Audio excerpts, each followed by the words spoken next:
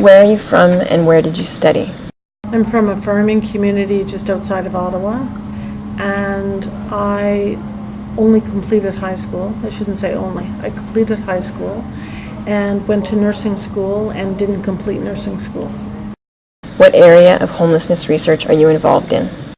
View all aspects of research very interesting to me because it takes on such a personal perspective, because I was homeless as a young person and created a homeless service with my peers.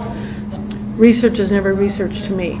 Research to me is documenting experiences and stories and documenting what works well and what doesn't work.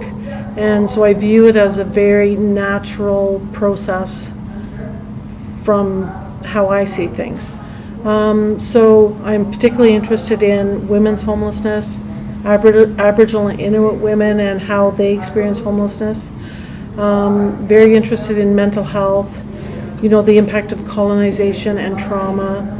I'm very interested in youth homelessness and the contributors to that. Very interested in kind of the gap around 16 to 19 where resources are not given to youth and the door that opens for predators to take advantage of youth. So I'm very interested in that.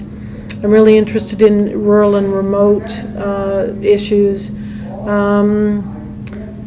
That's just to name a few that are particularly interesting to me. What, in your opinion, makes this research area important in addressing homelessness? I think it's important to look at northern issues related to homelessness because the North generally is left out of the national landscape when they're talking about homelessness. The other thing that happens in the North is there's no universities and they're very removed from researchers or the ability to have research done. So making sure that research on the North is done is really important because they have such a different environment. Politically and socially and even environmentally, they have a really different challenge that they face. Why else is it important? It's because, contrary to popular belief, one size doesn't fit all. The contributors to homelessness is a very individual thing from my perspective. So finding out what those contributors are and therefore finding out how to address those directly is really not all that easy, and it's not cookie cutter. And I think that proper research that's done with the engagement of the community will really reveal finally what those solutions. Based on your research and or practice, what in your opinion are the key issues that need to be addressed? A couple of the key issues that I think are important is cultural relevancy or cultural specificity as it relates to delivering programs and services.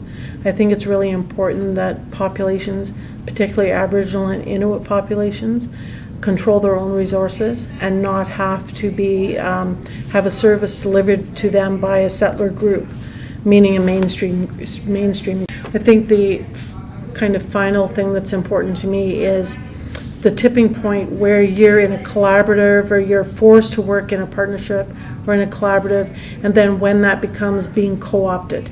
How can you tell when you're in a collaboration and how can you tell when you're being co-opted? To desert at the end of the day the people that you're intending to serve. What are the policy implications of these issues? What do you see as the key policy priority in effectively addressing the problem of homelessness in Canada? I think the development of policy is a really complex thing in some ways and not easy to answer in a quick way. Because a lot of problems occur when you change one policy without thinking of all the other policies. So I don't know all of the policy implications that my concerns raise up, but some of them would be making sure, for example, the policies would be around ensuring that Aboriginal and Inuit groups are properly funded to develop their own housing stock and to make sure they have their own shelters that they run, and to just sort of give that population the resources it needs to properly and effectively meet the needs of their population. So they don't need third-party people kind of administering their funds at all.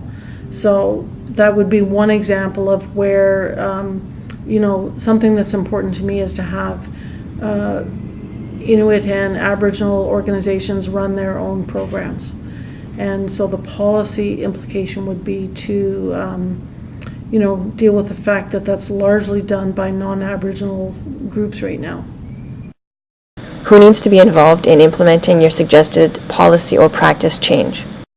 From my perspective, it would be Aboriginal and Inuit people who are homeless and their leadership, although not solely their leadership, because I think quite often leadership is removed from the realities sometimes of what communities have to live with.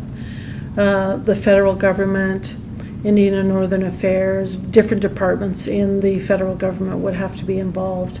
I always think there's a strong role for human rights organizations to monitor that and to report back to international bodies, for the Canadian government's failure to properly resource Aboriginal and Inuit communities. So it's a small team. It's not that difficult actually to pull that team together. Quite often the political will isn't there for that. What is next in terms of your research? Right now we're looking at culturally specific programs that meet the needs of Aboriginal and Inuit women who are traumatized as a result of colonization and long-standing violence. So we're focused on mental health issues and different therapeutic models to meet the needs of an Aboriginal and Inuit population.